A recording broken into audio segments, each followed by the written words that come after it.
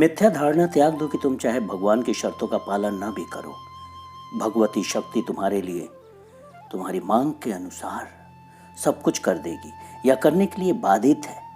अपने समर्पण को सच्चा और संपूर्ण बनाओ, तभी तुम्हारे लिए बाकी सब कुछ किया जाएगा। यह मिथ्या और आलस्य भरी आशा भी त्याग दो कि भगवती शक्ति ही तुम्हारे लिए समर्पण भी कर देगी। भगवान भगवती शक्ति के प्रति तुम्हारा आत्मसमर्पण मांगते हैं, उसे तुम पर लादते नहीं। तुम हर पल स्वतंत्र हो। जब तक अटल रूपांतर ना हो जाए तब तक तुम भगवान को स्वीकार करने और उनका त्याग करने, अपने आत्मदान को वापस ले लेने के लिए स्वतंत्र हो। शर्त यह है कि तुम उसका आध्यात्मिक फल भोगने के लिए भी तैयार रहो। तुम्हारा समर्पण अपनी इच्छा से और मुक्त भाव से होना चाहिए। वह एक जीवित सत्ता का समर्पण होना चाहिए, निर्जीव कठपुतली या पराधीन यंत्र का नहीं।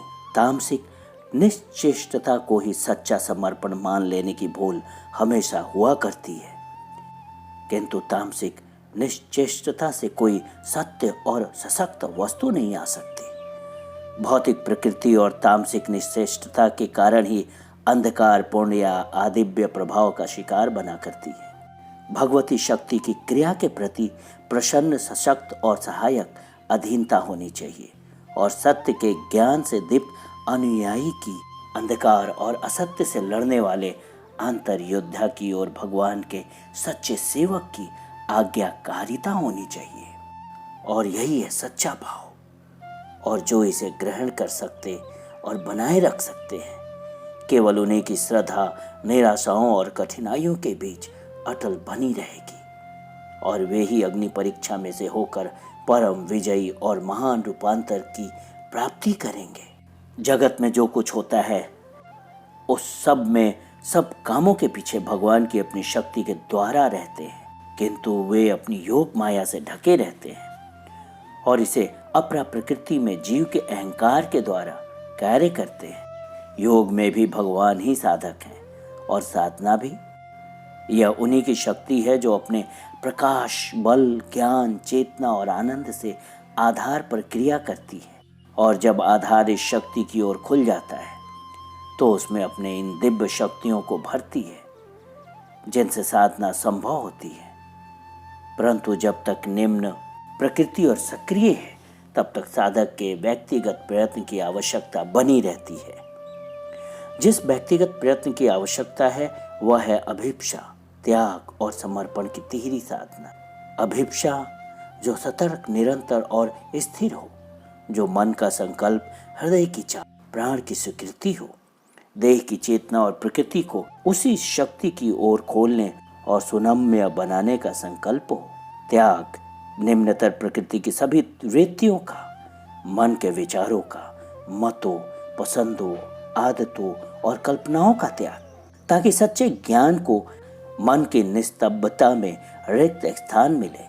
प्राण प्रकृति की सारी इच्छाओं, मांगों, सुधाओं, अनुभवों, आवेगों, स्वार्थपरताओं, अभिमान, अहमान्यता, काम, लोभ, ईर्ष्या, असूया, सत्य का विरोध, इन सब का त्याग, ताकि एक शांत, विशाल, सफल तथा समर्पित प्राण सत्ता में वास्तविक शक्ति और आनंद की वर्षा हो। देह प्रकृति की मूर्ता, संशय, अविश्वास, अंधता, दुराग्रह, क्षुद्रता, आलस्यपूर्णता, परिवर्तन की अनिच्छा, तामसिकता, इन सब का त्याग, ताकि ज्योति और शक्ति और आनंद की सच्ची स्थिरता निरंतर अधिकाधिक दिव्य होती हुई देह में प्रतिष्ठित हो। समर्पण भगवान और उनकी शक्ति के प्रति आत्मसमर्पण। हम जो कुछ हैं और हमारे पास जो कुछ है उस सब का समर्पण, हमारी चेतना के प्रत्येक स्तर का और हमारी प्रत्येक क्रिया का समर्पण। जब समर्पण और आत्मनिवेदन बढ़ते हैं तो उसी अनुपात में साधक को यह अनुभव होता जाता है कि भगवती शक्ति ही साधना कर रही है, अपने आप को उसके अंदर अधिकाधिक डाल रही है और उसके अंदर भागवत प्रकृति की स्वतंत्रता और पूर्णता स्थापित कर रही है।